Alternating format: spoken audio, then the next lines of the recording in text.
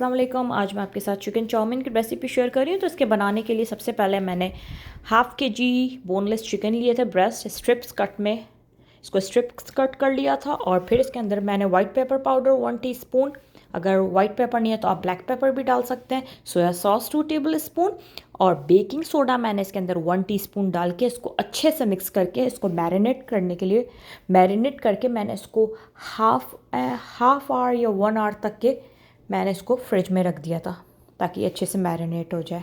अगर आपके पास टाइम नहीं है तो आप नहीं मैरिनेट करें, आप डायरेक्ट भी इसको बना सकते हैं। तो मैंने इसको 25 टू 30 मिनट्स के लिए मैरिनेट कर दिया था। ये इसका फर्स्ट स्टेप था चाउमीन का। सेकेंड स्टेप में मैंने ये किया था कि 1 लीटर वाटर लिया था और उसको बॉईल जब हो गया था तो इसके अंदर स्पैगेटी डाली थी। अगर आपके पास चाउमीन नूडल्स है तो आप वो भी यूज़ कर सकते हैं। तो ये 300 ग्राम स्पैगेटी थी जिसको मैंने बॉईल कर लिया था। ये था स्टेप नंबर 2। और बॉईल करने के बाद मैंने इसकी जो पैकेट पे इंस्ट्रक्शंस थी इसको फॉलो करा था। बॉईल करने के बाद मैंने इसको ड्रेन कर लिया था और इसको एक साइड पे रख दिया था। थर्ड स्टेप में मैंने चाउमीन सॉस बनाया था। उसके लिए मैंने ऑस्ट्रिच सॉस लिया था 2 टेबल स्पून। इसके अंदर 1 टेबल स्पून सोया सॉस डाला था, garlic powder 1 teaspoon, sugar 1 teaspoon डाली थी। फिर इसके बाद मैंने ब्लैक पेपर पाउडर डाला था 1 टीस्पून और सॉल्ट 1 टीस्पून यूज़ किया था। और फिर इसके बाद मैंने चिली गार्लिक सॉस यूज़ किया था जो कि 2 टेबल स्पून था। अगर चिली गार्लिक सॉस नहीं है तो आप चिली सॉस भी यूज़ कर सकते हैं। और फिर इसके अंदर मैंने 1 टेबल स्पून भर के विनेगर डाला था और विनेगर डालने के बाद मैंने इसके अंदर 1 टीस्पून सेसमी ऑयल डाला था। और सेसमी ऑयल आप क्वांटिटी बिल्कुल भी ज़्यादा नहीं करेंगे क्योंकि टेस्ट ख़राब हो जाता है, कड़वा हो जाता है। और 1 टीस्पून इनफ है इस रेसिपी के लिए। तो मैंने 1 टीस्पून सेसमी ऑयल, क्योंकि बहुत ज़्यादा स्ट्रॉन्ग होता है, तो मैंने इसके अंदर 1 टीस्पून सेसमी ऑयल डाला था। और इससे चाइनीज़ की खुशबू बहुत अच्छी आती है। तो ये सारे स्पाइसेस डालने के बाद मैंने इसको मिक्स कर लिया था और ये चाउमीन का सॉस रेडी हो गया। इसके बाद नेक्स्ट स्टेप में मैंने इसकी फ्राइंग स्टार्ट की थी, जिसके लिए मैंने 2 to 3 टेबल स्पून मैंने ऑयल डाला था अपने पैन में। और इसके अंदर मैंने गार्लिक चॉप और जिंजर चॉप डाली थी। गार्लिक 8 to 10 क्लोव्स, आप चाहें तो 2 से 3 भी यूज़ कर सकते हैं। गार्लिक का पर्सनली फ्लेवर हम लोगों को बहुत पसंद है, तो ये चॉप्ड और क्रश गार्लिक था 8 to 10 क्लोव्स। और जिंजर चॉप थी 2 टेबल स्पून। और जिंजर से भी इसका टेस्ट बहुत अच्छा बनता है।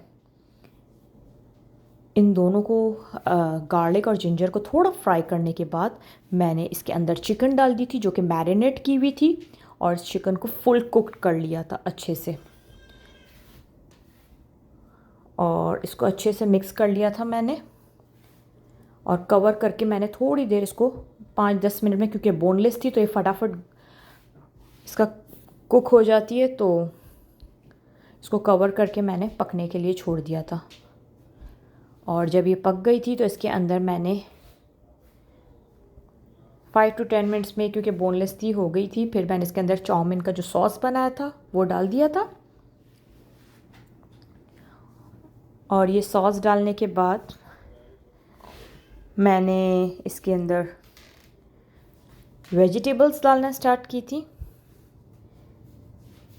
जिसके अंदर 1 अनियन मीडियम स्लाइस थी, क्योंकि मुझे अनियन का टेस्ट बहुत पसंद है। आप चाहें तो स्प्रिंग अनियन भी डाल सकते हैं। मेरे पास जो वेजिटेबल अवेलेबल थी मैंने डाली। मशरूम मैंने स्लाइस डाले थे, 1 कप थे मशरूम मेरे पास। कैबेज डाली थी जो कि 1 कप थी। कैप्सिकम थी 1 कप। कैरेट्स थी 1 कप। तो सारी वेजिटेबल्स को डाल के मैंने मिक्स कर लिया था। और ये कैरेट्स डाली थी 1 कप। और ये सब स्ट्रिप्स में कटिंग थी। और ये सब वेजिटेबल्स को मिक्स करने के बाद अच्छी तरीके से मैंने चिकन में और सॉस में मिक्स कर लिया था।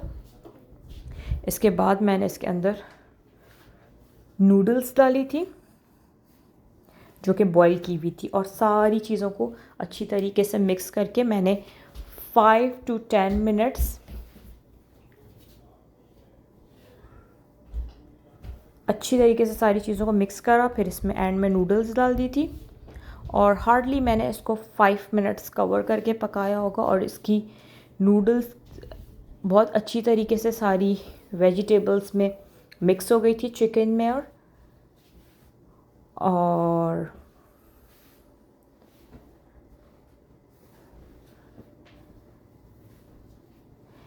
ये नूडल्स को वेजिटेबल्स में मिक्स कर लिया था, अच्छे से मिक्स हो गई थी और फिर मैंने इसको डिश आउट कर लिया था।